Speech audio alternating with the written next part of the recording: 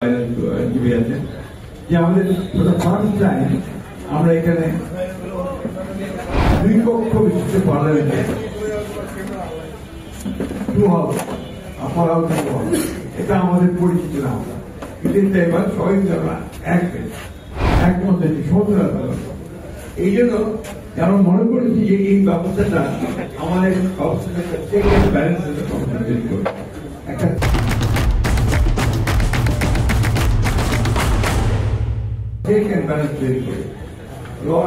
এককভাবে পঞ্চাশ হবে না, আপনারা হচ্ছে একটা এই ব্যাপারটা আমরা অভিজ্ঞতা দেখি একটা মতে থাকে তাহলে দেখা যায় যে কর্তৃত্ববাদী হয়ে কর্তৃত্ববাদী হয়ে যাচ্ছে অথবা আপনার দারুণভাবে সেই ক্ষেত্রে আমরা একমত হয়েছি যে 2 টার্মের বেশি কেউ প্রধানমন্ত্রী হবে। রাষ্ট্রপতি এবং প্রধানমন্ত্রীর ক্ষমতার মধ্যে আমরা ভারসাম্য নিয়ে আমরা জুডিশিয়ারিকে কমপ্লিটলি ইন্ডিপেন্ডেন্ট করা হবে। সবাই এটা আপনাদের জন্য ভালো খবর, তাই না?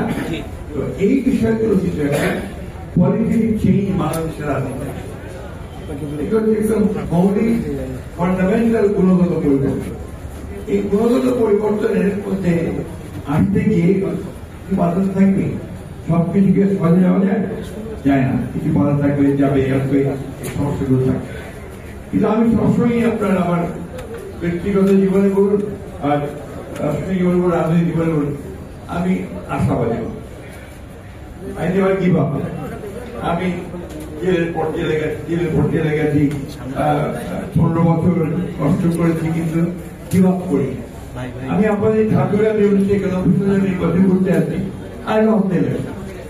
আমি হেরে গেছি। অনেকে আমি ভেবেছি আমি আমি পালাই, আমি ছিল আজ থেকে যে 96 শুরু করেছি, 2001 শুরু করেছি। আমি সবসময় আপনাদের সঙ্গে আছি এবং আমি বিশ্বাস করি যে আমি যদি গিভ আপ করি তাহলে সেটা আমার করা যায়। আমি লড়াই করতে থাকি, চলতে থাকি, তাহলে নিঃসন্দেহে একদিন না একদিন সেটা আমার বুঝে যায়। যাই হোক, আমি আপনাদের সাথে আজকে যে সুযোগটা পেয়েছি কথা বলার, এই সুযোগটা একটা যে কথা যে আমি বলতে চাই না, এইটুকু বলতে চাই যে আমি আপনাদের মানুষ বলে সুযোগ এই জন্য যে বয়স 78, আমার যে বললেই বড়, আজকে বলে বড় না। আপনার আমার যে বড় আপনি, আর কেউ বড় আছে বয়সে তাহলে উপনা পড়ে আমি আপনি বুঝতেই পারছেন যে আমি যতটা বলেছি যে আমি বিশ্বাস করি যে একটা মানুষের মানে আপনার কাজ করার একটা সময় বয়স, তার মেধা, তার বুদ্ধি, মননশীলতা, তার কর্মক্ষমতা সবকিছু একটা বয়সের পরে সীমিত হয়ে যায়। সুতরাং a man should retire prolong his active থাকা অবস্থা পর্যন্ত সে কাজ করা উচিত, তারপর তার রিটায়ার করা উচিত। তা নাহলে যেটা হয় সেটা হচ্ছে যে আপনি অন্য কাজকে দেবেন, কাজ ঠিক করে না, সে কারণে আমি ঠিক করেছি আল্লাহকে আমাকে এটাই আমার জীবনের শেষ নির্বাচন, পরে আপনাকে সম্ভব।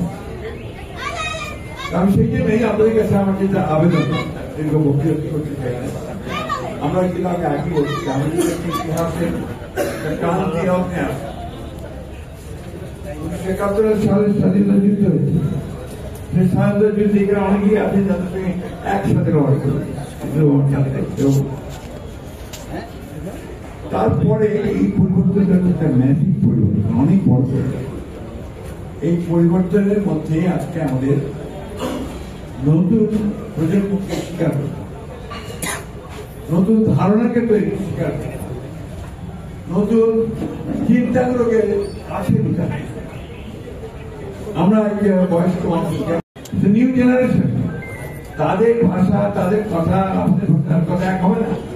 এটা বুঝে নিয়ে তার থেকে বুঝে নিয়ে যদি আমরা এগোতে পারি তাহলে বোধহয় একটা কোঅর্ডিনেশন করা যাবে, সমন্বয় করা যাবে, তাই না? আজকে এই জায়গাতেই কিন্তু কিছু সমস্যা হয়ে গেছে। এনসিপির একটা দল হয়েছে, ছেলেদের একটা কমপ্লিটলি ইয়াং বয়, তাই না? আমাদের উচিত এই ধরনের ইয়াং ছেলেদেরকে আপনার স্বাগত দেওয়া, কারণ আমাদের পরে নিউ জেনারেশন দরকার হবে যারা প্রকৃত অর্থেই দেশকে দিতে পারে, তাই না? জামাতে ইসলাম আছে, তারা তাদের যে আদর্শ, তাদের যে কথা, সেগুলো জনগণের কাছে যাচ্ছে, সেটাই গণতন্ত্র। অন্যান্য দলগুলো সেইভাবে যাবে। আমি ব্যক্তিগতভাবে মানুষটা একজন, আপনারা অনেকে আমাকে সমালোচনা করেন। আমার সবচেয়ে বড় সমালোচনা কোথায় জানেন তো? সোশ্যাল মিডিয়া, জানেন আপনারা? কারণ আমাকে তারা বলতে চেষ্টা করে যে আমি নাকি আপনার একটু ওই সমঝোতার পক্ষে নয়। অর্থাৎ আমি I believe in reconciliation। আর কতদিন মারামারি করবো? আর কতদিন আমরা হিংসা, খুন, জখমের মধ্যে থাকবো? আমাদের একটা জায়গায় আসা উচিত, যেখানে আমাদের সমাজ থেকে আরো সত্যিকার অর্থে শান্তির মধ্যে দিয়ে নিতে পারবো। আমার সন্তান কিসের মধ্যে দিয়ে বড় হচ্ছে, সে দেখছে এখানে হিংসা, এখানে সবসময় প্রতিহিংসা, এই বিষয়গুলি সামনে থাকে। তারপর যে মানুষরা তৈরি হচ্ছে সব হিংসারিতে, এই জায়গাটা থেকে আমাদের মনে আমাদের বেরিয়ে আসা উচিত।